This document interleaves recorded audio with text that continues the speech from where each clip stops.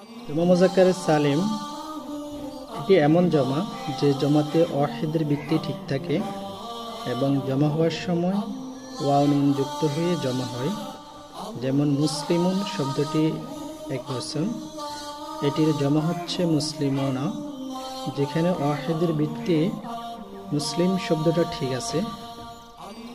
আর বিপরীতে আরেকটি জমা হচ্ছে জমা মুকাসসার, যেটি হচ্ছে ওয়াহিদের ভিত্তি ঠিক থাকে না। যেমন রজুলুন, এই শব্দটি ওয়াহিদ, এটির জমা হচ্ছে রিজালুন। যেখানে ওয়াহিদের ভিত্তি ঠিক না থাকায় এটি মুকাসসার বা ব্রোকেন হয়ে গেছে। তাহলে আমরা দুটি শিখলাম, একটি হচ্ছে জমা মুকাসসার ব্রোকেন প্লুরালস, আর জমা সালেম যেটা হচ্ছে আনব্রোকেন প্লুরালস। মুসলিমুন, মুসলিমুনা, রজুলুন।